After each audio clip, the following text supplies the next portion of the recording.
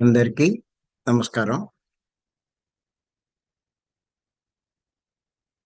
కార్యక్రమం ప్రారంభించే ముందు గురువు గారు బ్రహ్మర్షి పత్రి గారికి ఒకసారి మనం ధన్యవాదాలు చెప్పుకుందాం. మనం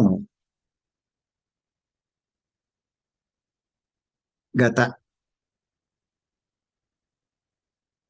కొన్ని రోజుల నుంచి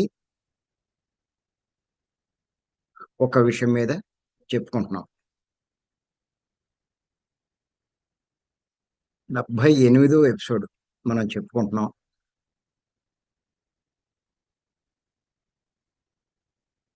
దాంట్లో ఈరోజు 13వ పార్ట్.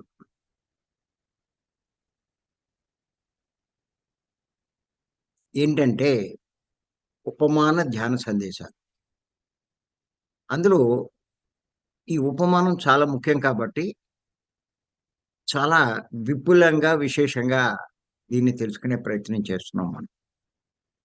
ఏంటంటే ఉపమానం, పాము కూరలు పీకితే ఎవరికీ హాని చేయలేదు. అలాగే మనిషిలోని, మానవుల్లోని చెడు తొలగిస్తే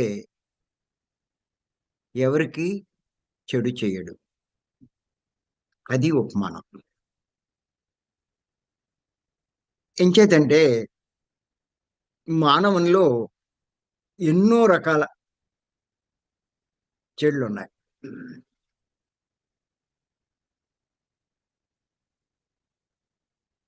ఈరోజు మనం తెలుసుకోబోయే చెడేమిటి అంటే, ఇది కూడా చాలా ముఖ్యమైనది. వర్తమానంలో జీవించలేకపోవడం.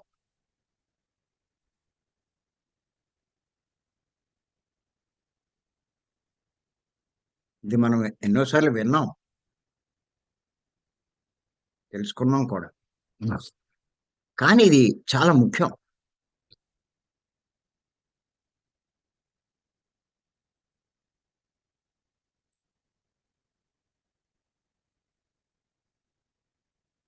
ఈ వర్తమానంలో మనం జీవించలేకపోతే, మనం ఎన్నో రకాల నష్టాలు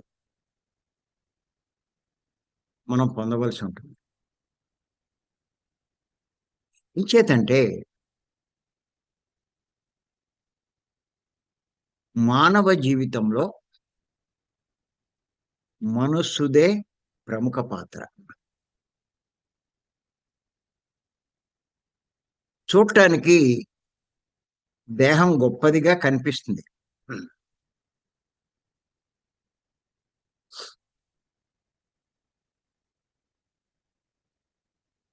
అందుకే చాలా మంది దేహానికి ఎక్కువ ప్రాముఖ్యం ఇస్తారు. కానీ దేహం కంటే మనసు చాలా గొప్పది. ఎంచేతంటే అంతటి దేహాన్ని కూడా నడిపించేది, శాసించేది మనసే. మనసు చెప్పినట్టే దేహం పనిచేస్తుంది. ఇంకో విషయం కూడా మీరు గుర్తుంచుకోవాలి, దేహం పనిచేస్తుంది. దేహమే కాదు, దేహంలోని భాగాలైన బాహ్యేంద్రియాలు, జ్ఞానేంద్రియాలు. బాహ్యేంద్రియాలంటే 2 రకాలు. జ్ఞానేంద్రియాలు, కర్మేంద్రియాలు. అవి కూడా మనసు చెప్పినట్టే పనిచేస్తాయి. అంచేత ఎవరైతే మనసును అదుపు చేసుకుంటారో ఇవన్నీ వారి అదుపులో ఉంటాయి. ఒక రకంగా చెప్పాలంటే మానవుడి యొక్క జీవితం ఈ మనసు అదుపులో ఉంటుంది. ఇంచేత మనసును మనం అదుపు చేసుకుంటే మన జీవితమే మన అదుపులో ఉన్నట్టు.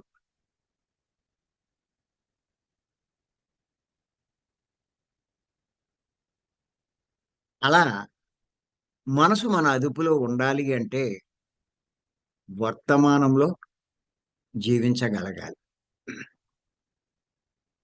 ఎవరైతే వర్తమానంలో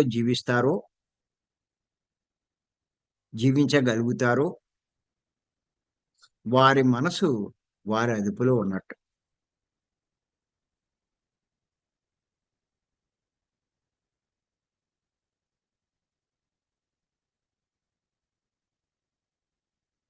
ఇంకేతంటే మీరు చూడండి, మనం ఖాళీగా కూర్చుంటే గతంలోకైనా వెళ్ళిపోతూ ఉంటాం, భవిష్యత్తులోకైనా వెళ్ళిపోతూ ఉంటాం. వర్తమానంలో ఉండం మనం.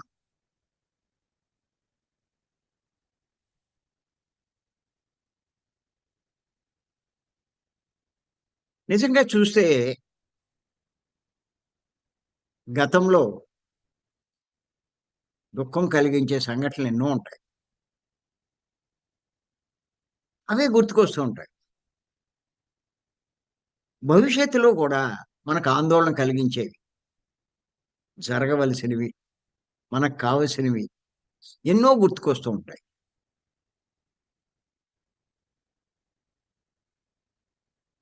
అంచేత సహజంగానే అశాంతికి, దుఃఖానికి లోనవుతూ ఉంటాం.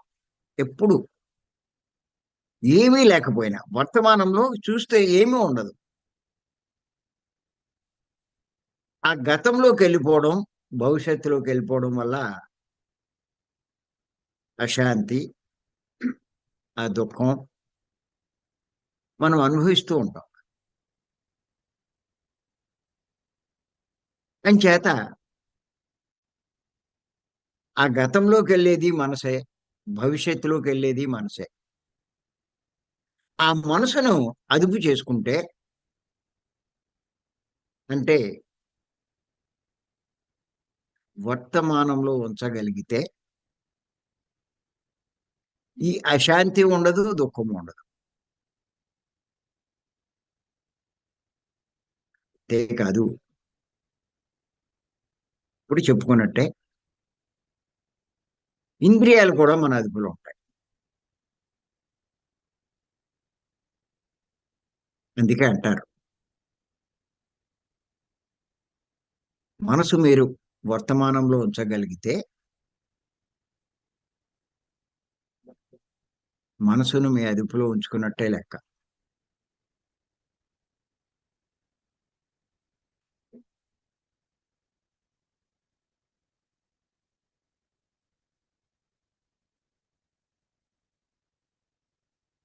అలాంటి వాడికి మనసు వాడికి బానిస. వర్తమానంలో లేకపోతే మనస్సుకు వీడు బానిస.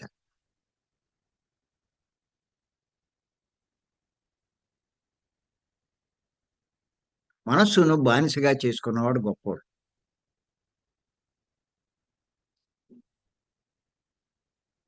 మనసును తన అదుపులో ఉంచుకున్నవాడు గొప్పోడు. వాడిని ఏమంటారంటే మనస్సును జయించిన వాడు అంటారు.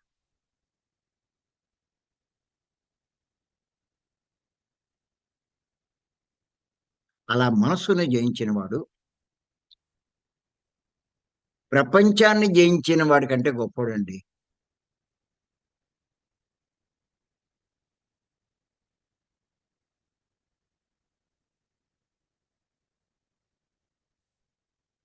మనకి దీనికోసమే అలెగ్జాండర్ డయోజనస్ వాళ్ళ స్టోరీ చెప్తాడు.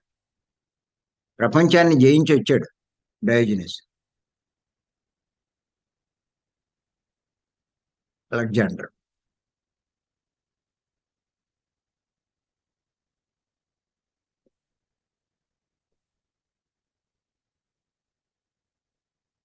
ఎవరు వ- ఆ తిరుగు ప్రయాణంలో ఒక రాజ్యంలో ఇక్కడ గొప్ప వాళ్ళు ఎవరన్నా ఉన్నారా అంటే ఆయన పేరు చెప్తారు. ఆయన రమ్మంటే రాకపోతే అలెగ్జాండర్ ఆయన దగ్గరికి వెళ్ళాడు.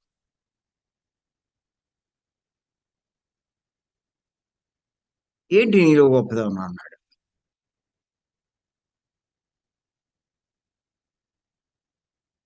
నీలో గొప్పతనం చెప్పు అని చెప్పి మళ్ళా డయాగ్నోస్ అడిగాడు. నేను ప్రపంచాన్ని జయించాను.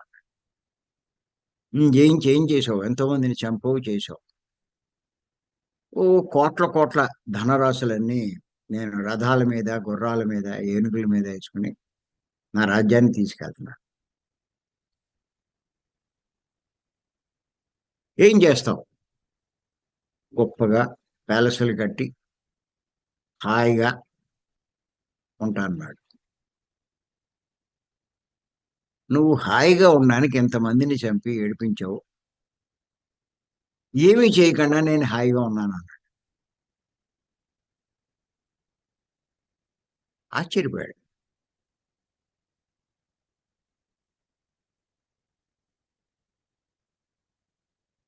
వాడికి ఎంత జయించినా శత్రు భయం ఉంటుంది. డయాగ్నోస్కి ఏముంది? హాయిగా ఉన్నాడు. డయాగ్నోస్ మనసును జయించాడు. అలెగ్జాండర్ మనసును జయించలేకపోయాడు.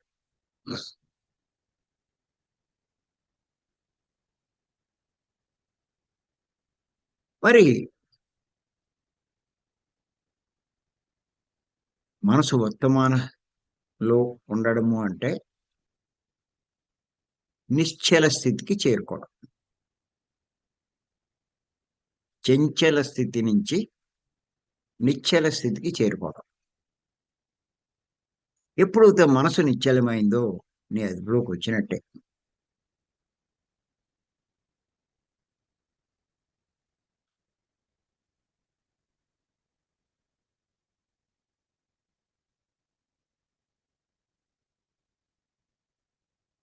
ఎప్పుడైతే మనసు నీ అదుపులో ఉందో మనసుకు సంబంధించిన గుణాలు, అలవాట్లు అన్నీ మన అదుపులో ఉన్నట్టే. ఇంకా ఓ రకంగా చెప్పాలంటే మనసు అదుపు చేసుకోగలిగిన వారు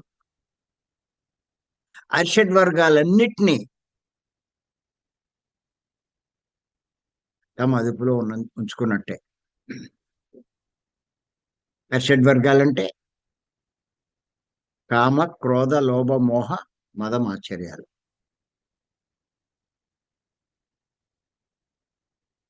వీటిలో ముఖ్యమైనది కామం,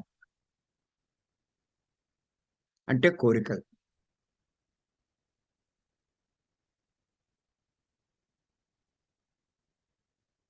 మీరు వర్తమానంలో జీవిస్తే అంటే మనసును మీరు అదుపు చేసుకుంటే కోరికలను కూడా అదుపు చేసుకోగలుగుతారు.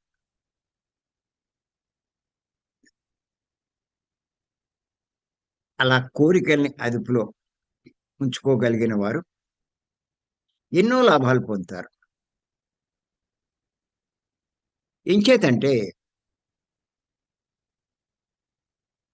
మానవుల కష్టాలకు, దుఃఖానికి ముఖ్య కారణం కోరికలు. ఈ కోరికలు తీర్చుకోవడానికే మానవులు ఉదయం నుండి సాయంత్రం దాకా ఎంతో కష్టపడుతూ ఉంటారు.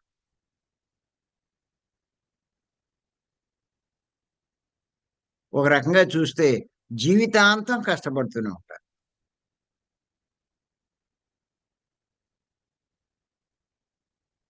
మరి ఎందుకంటే కోరికలు తీరాలి అంటే ముఖ్యంగా ధనం కావాలి. ఆ ధన సంపాదించడానికి నానా తిప్పలు పడతారు. ధర్మం తప్పుతూ ఉంటారు. తప్పులు, పాపాలు చేస్తారు. చివరికి ఆ పాప ఫలితంగా దుఃఖాన్ని అనుభవిస్తూ ఉంటారు.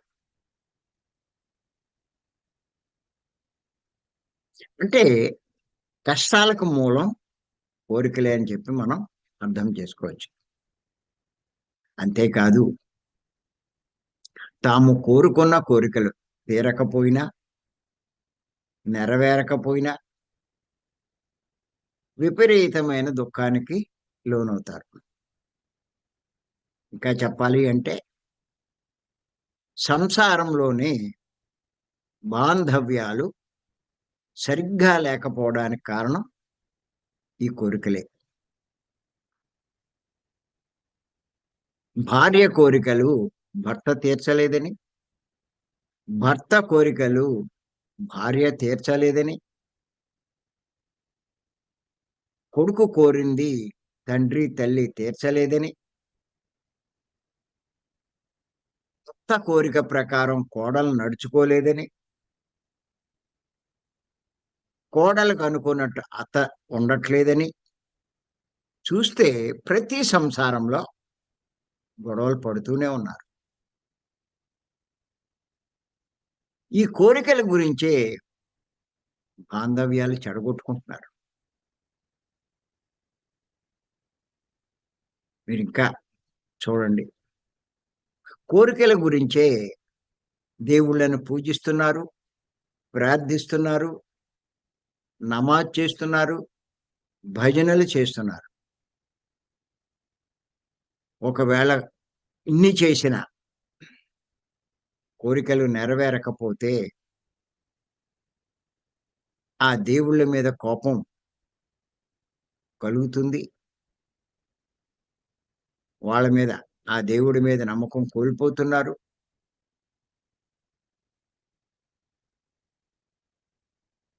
వాళ్ళ ఫోటోలు మారుస్తున్నారు, మతాలు కూడా మారుస్తున్నారు. దీనన్నిటికీ ముఖ్య కారణం కోరికలే. కానీ మనసు మీ అదుపులో ఉంటే ఈ కోరికలు కూడా అదుపులో ఉంటాయి. ఇప్పుడు ఈ సమస్యలన్నీ ఎందుకుంటాయి? ఆ భార్యాభర్తల మధ్య గొడవలు ఎందుకుంటాయి? ఇద్దరూ ఎంతో అన్యోన్యంగా ఉంటారు. ఆ జీవిత మాధుర్యాన్ని అనుభవిస్తారు. ఎంతో సంతోషంగా ఉంటారు. దీనికి ముఖ్య కారణం మనసు అదుపులో లేకపోవడం. మనసు ఎందుకు అదుపులో లేదు? వీడు వర్తమానంలో జీవించలేకపోవడం.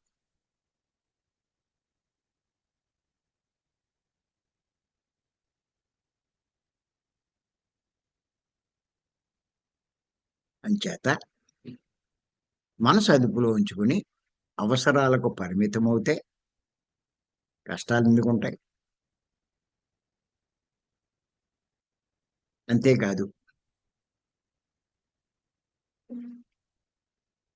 ఇందాక మనం చెప్పుకున్నట్టు మీరు వర్తమానంలో ఉంటే గతానికి సంబంధించిన ఆలోచనలు ఉండవు. భవిష్యత్తుకు సంబంధించిన ఆలోచనలు ఉండవు. అవన్నీ దుఃఖానికి కలిగించేవే, దుఃఖం కలిగించేవే. వాటి వల్లే మనశ్శాంతి అది ఉండదు. అంచేత ముఖ్యంగా వర్తమానంలో జీవించే వాళ్ళు శాంతిగా జీవిస్తూ ఉంటారు. ప్రస్తుతం మనం ప్రపంచంలో చూస్తే అతి పెద్ద సమస్య ఏంటంటే ఆరోగ్య సమస్య అనుకుంటారు కానీ దానికంటా ముఖ్యమైన సమస్య అశాంతి. శాంతి లేకపోవడం. ఆరోగ్యమైనా కొంతమందికి ఉంటుంది కానీ శాంతే ఎవరికి ఉండదు. ఈ అశాంతి వల్ల ఏమవుతుందంటే ఎప్పుడు అశాంతిగా ఉండడం వల్ల వాళ్ళ శక్తి కోల్పోతూ ఉంటారు. మనసు ఎంత ఎక్కువ పని చేస్తే శక్తి ఖర్చయిపోతూ ఉంటుంది. ఏ శక్తి అయితే వీళ్ళ ఆరోగ్యాన్ని కాపాడుతూ ఉంటుందో ఆ శక్తి ఖర్చయిపోవడం వల్ల కొన్నాళ్లకు రకరకాలైనటువంటి రోగాలకు లోనవుతూ ఉంటారు.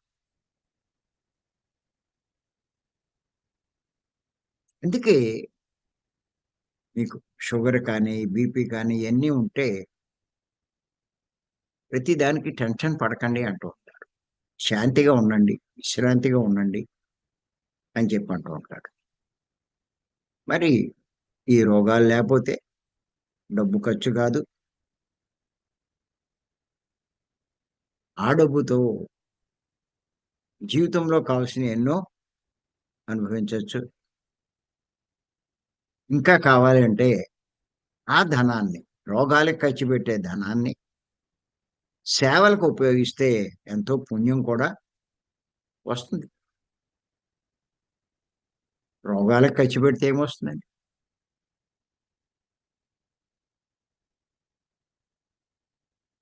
అంచేత అంతేకాదు,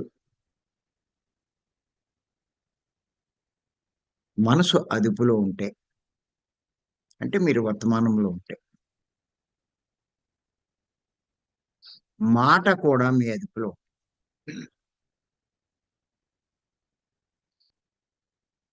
పత్రి గారు చెప్తూ ఉంటారు. మీ నోటి మాటే నుదిటి వ్రాత అంటారు.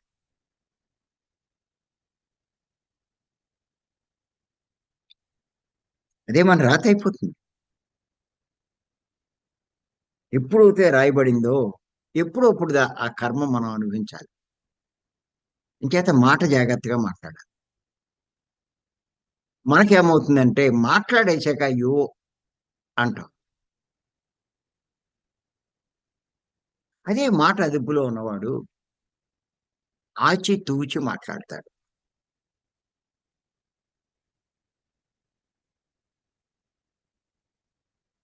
అంతేకాదు, మనసు అదుపులో ఉంటే తినే తిండి మీద కూడా అదుపుంటుంది.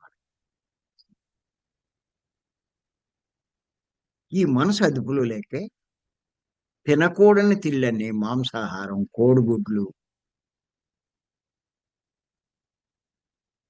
ఇప్పుడు మన సొసైటీలో చూస్తే ఆ 2 మానేసిన వెల్లుల్లిపాయ అక్కడ కాంప్రమైజ్ అయిపోతున్నారు. అలాగే చాలామంది వృధా చేయకూడదు, వృధా చేయకూడదు అంటూ చల్లారిపోయినయన్నీ తింటున్నారు. ఇవన్నీ వీళ్ళ శక్తిని హరిస్తున్నాయి.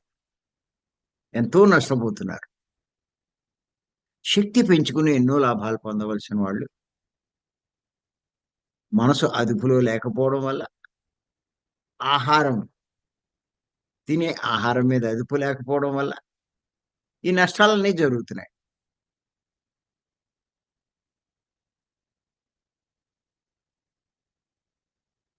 ఇదంతా వర్తమానంలో లేకపోవడమే. మీరు వర్తమానంలో ఉంటే మనసు మీ అదుపులో ఉంటుంది. గుర్తుపెట్టుకోండి. మీరు ఖాళీగా కూర్చున్నప్పుడు భవిష్యత్తులోకి ఎళ్ళకూడదు, గతంలోకి ఎళ్ళకూడదు.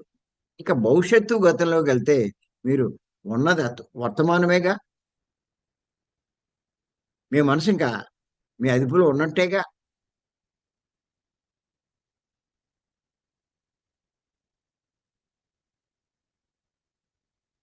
అంతేకాదు,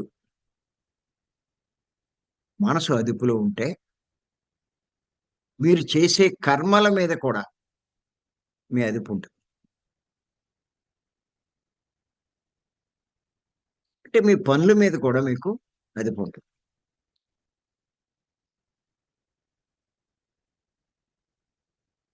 ఇంకా కూడా చెప్తున్నాను నేను.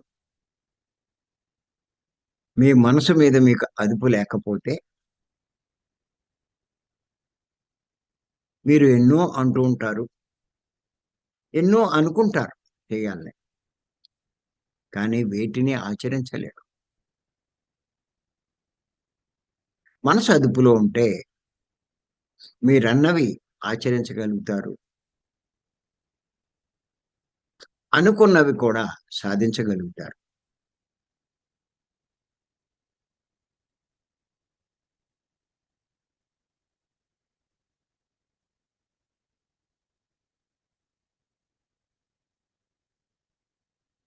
ఇప్పుడు మీరు చాలామంది ఈ ధ్యాన ప్రచారం ఇయన్నీ చేస్తున్నారు.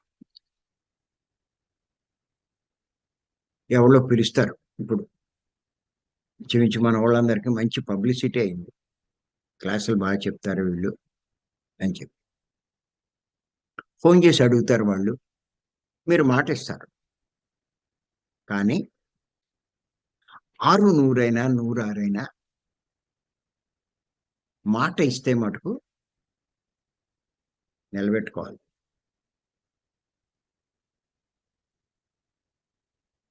అది ఎవరికి సాధ్యము అంటే మనసు అదుపులో ఉన్నవాళ్ళకి. వర్తమానంలో జీవించగల శక్తి ఉన్న వాళ్ళకి. గుర్తుపెట్టుకోండి.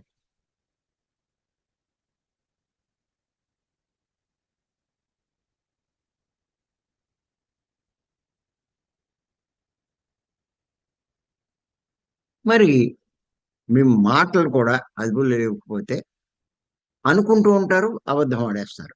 ఆడకూడదనుకుంటారు. ఇతరుల విషయాలు తల దూర్చకూడదనుకుంటారు, తల దూర్చేస్తూ ఉంటారు. ధర్మంగా జీవించాలనుకుంటారు, జీవించలేరు. దేనికి కక్కుర్తి పడకూడదు అనుకుంటారు, కక్కుర్తి పడుతూనే ఉంటారు.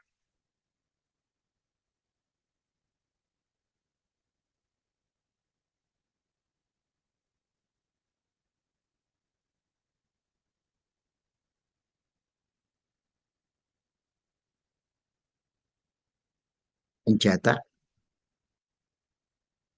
ఇలా చెయ్యకూడని కర్మలు చేస్తూ ఎంతో నష్టపోతారు. ఇదంతా ముఖ్య కారణం వర్తమానంలో జీవించకపోవడమే. ఇంకా మీరు చూడండి,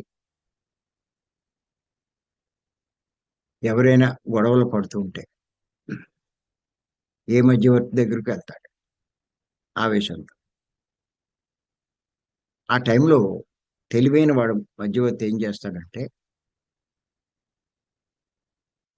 మీరేం కంగారు పడకండి. 2, 3 రోజులు పోయాక రండి, నేను చెప్తానంటాడు. ఈ 2, 3 రోజుల్లో వాళ్ళ కోపం తగ్గిపోతుంది.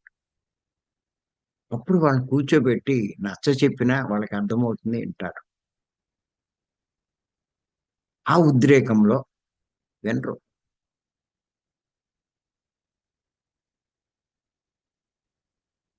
అలా 2, 3 రోజులు పోయేసరికి వాళ్ళకున్న ఎంత తగ్గుతూ ఉంటుంది. అంచేత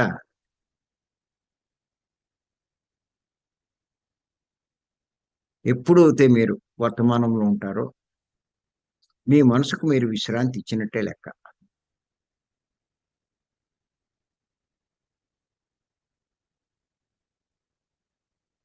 మీరు వర్తమానంలో ఉన్నారు అంటే, ఏ పని చేసినా ఏకాగ్రతతో చేస్తారు. ఇక దేని మీదకి వెళ్దాం. అప్పుడు మీరు ఏ రంగంలో ఉన్నా, మీరు చేసే పని చాలా నైపుణ్యంగా ఉంటుంది. సక్సెస్ అవుతారు.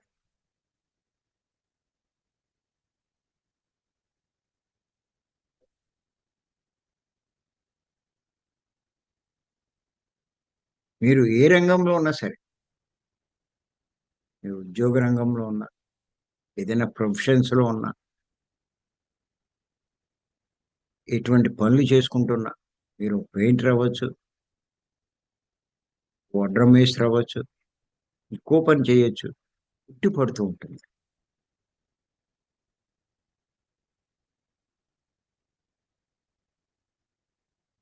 ఇంకోటి కూడా చెప్తున్నాను. ఒక్కోసారి మనకి ఒకేసారి ఎన్నో పనులుంటాయి. గందరగోళం పడి, ఆ పని చేయాలా? ఈ పని చేయాలా? తెలియక చాలా కంగారు పడిపోతూ ఉంటాం. కానీ మీరు వర్తమానంలో జీవించగలిగితే, అందులో ఏది ముఖ్యమైన పనో మీరు తెలుసుకొని, దాన్ని పూర్తి చేసి, తర్వాత ఇంకో దాన్ని పూర్తి చేస్తూ ఉంటారు. లేకపోతే అది పూర్తి కాకుండా ఇంకో పనిలోకి మీరెళ్తే, ఇది కా పని ఇది ఖరాబవుతుంది. అది ఖరాబవుతుంది. ఇంచేత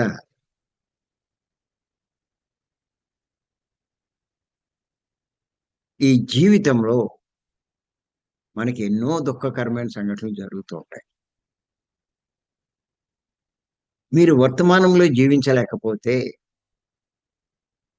ఈ దుఃఖకరమైన సంఘటనల యొక్క భారం అంతా మనసు మీద పడి మీరు డిప్రెషన్‌లో కూడా వెళ్ళిపోయే అవకాశం ఉంటుంది. అలాంటి వాళ్ళు ఇక నా వల్ల కాదు నేను జీవించలేను అంటారు.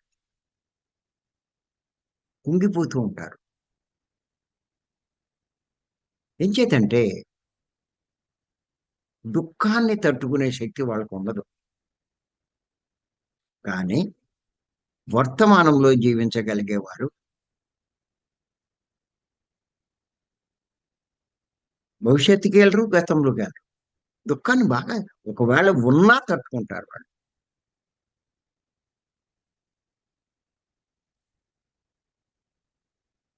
మరి అటువంటి వాళ్ళు ఈ స్థితికి రావాలి.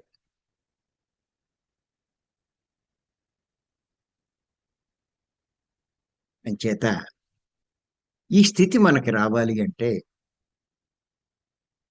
ఇంకా చాలా చెప్పుకోవచ్చు.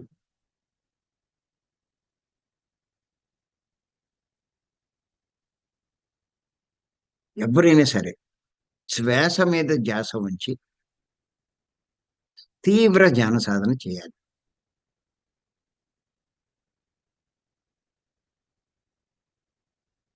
ఆ పనే మనమంతా చేస్తున్నాం ప్రతిరోజు.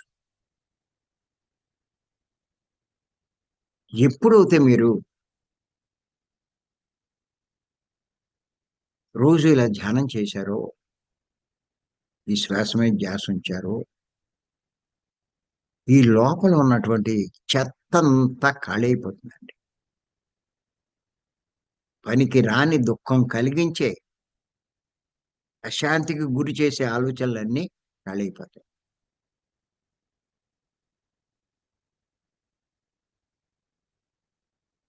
ఈ చేయడం వల్ల కళ్ళు మూసుకోగానే 5 నిమిషాల్లోనే ఆలోచనలు ఆగిపోతాయి. ఇంకా అక్కడ మీకు ధ్యానం కూడా భారం అనిపించదు.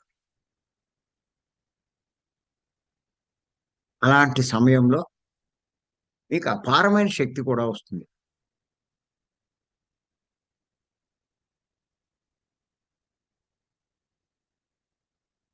అంచేత 1 కాదు, 2 కాదు.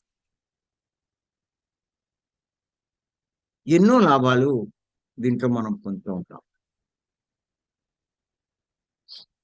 అంచేత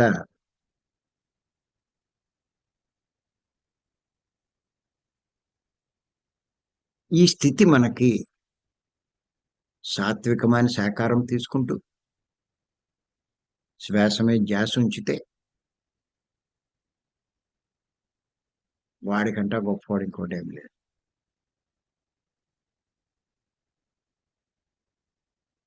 జిడ్డు కృష్ణమూర్తి గారు ఎన్‌లైటన్‌మెంట్ పొందినవాడు ఎవరు అంటే ఏమన్నారంటే, ఎప్పుడూ వర్తమానంలో జీవించేవాడే అన్నారు.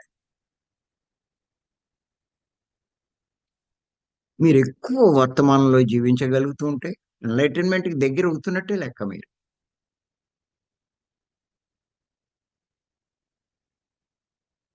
పక్కవాడి గురించి ఉండదు. గతం గురించి ఉండదు. భవిష్యత్తు గురించి ఉండదు. వర్తమానంలో ఎవ్వడైనా, ఎప్పుడైనా ఏ సమస్య ఉండదు. ఒకవేళ ఏదైనా సమస్య జరిగినా, అది గడిచి నిమిషం గడిస్తే మళ్ళా అక్కడేమి ఉండదు.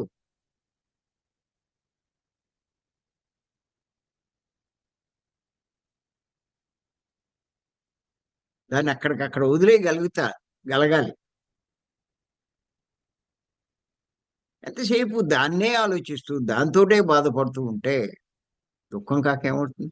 ఒకదాని తర్వాత ఒకటి అలా వస్తూనే ఉంటాయి. తెరలు తెరలుగా వస్తూ ఉంటాయి. అంచేత ఇది మానవుల్లో ఉన్న ఒక పెద్ద చెడనే చెప్పుకోవాలి. వర్తమానంలో జీవించలేకపోవడం.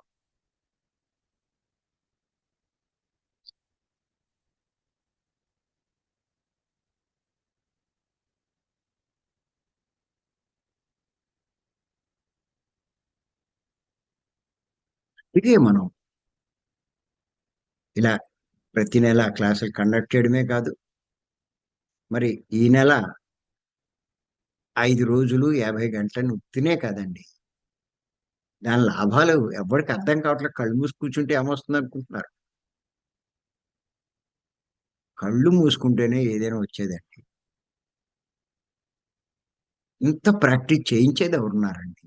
అవకాశాలు కల్పించేదెవరున్నారండి? ఎక్కడ మనం కూర్చోగలమండి అలా? మన ఇంట్లో మనం కూర్చోవడానికి ఎక్కడ అవకాశం ఉంటుంది చెప్పండి? ఇంట్లో ఉంటే ఇంట్లో వ్యవహారాలన్నీ మీద పడతాయి కదా! ఎక్కడ కూర్చుంటాం చెప్పండి? కళ్ళు మూసుకోగానే ఆ పని చేయలేదు, ఈ పని చేయలేదు. అరే! ఆ గిన్నెలు కడగలేదు, లేతే ఇది శుభ్రం చేయలేదు. లేతే ఆ పని మనిషొస్తది, లేతే ఈడొస్తాడు. ఎక్కడ కూర్చుంటాం చెప్పండి కళ్ళు మూసుకొని? అయితే అన్నీ వదిలిపెట్టేసి మనం వచ్చినప్పుడు ఏమవుతుంది? ఏ బాధ్యత లేదు, ఏమీ లేదు. పూర్తిగా దాని మీదే దృష్టి పెడతాం. అందుకే ఈసారి మనం ఏం చేస్తున్నామంటే, సెల్ ఫోన్స్ కూడా హ్యాండ్ ఓవర్ చేసుకుంటున్నాం. ఎందుకంటే అలవాటయిపోయింది అందరికి. అదో సరదా. ఖాళీగా ఉంది గదా! అని ఒకసారి నొక్కుతూ ఉంటారు. నొక్కిన కాడి నుంచి మళ్ళా అక్కడికెళ్ళిపోతారు. అయన్నీ మళ్ళా కూర్చున్న కాడి నుంచి అయ్యే వస్తూ ఉంటాయి. ఒక్క 5 రోజులు మనం దీక్షగా చేద్దాం.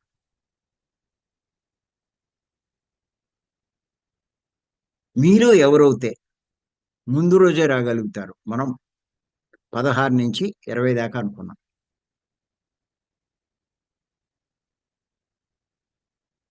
ముందు రోజు రాగలిగితే మీకు ఏర్పాట్లుంటాయి. టిఫిను అన్నీ ఉంటాయి. ఆ నైటు.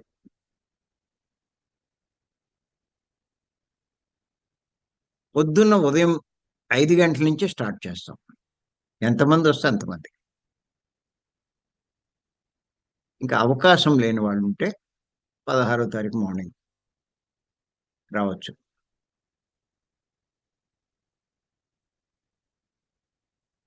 అంచేత ఈ అవకాశాన్ని బాగా ఉపయోగించుకోండి. 5 రోజులు కండక్ట్ చేయడం అంటే మామూలు విషయం కాదు. చాలా కష్టం. మీ అందరి కోసం మేము కూడా కష్టపడాలి. తప్పదు. అందరూ బావుంటే మేము బావుంటాం. అందరి ఆనందమే మా ఆనందం. చేత మరి ఈ అవకాశం ఇచ్చిన మీ అందరికీ మరొక్కసారి నేను ధన్యవాదాలు చెప్తున్నాను. Thank you.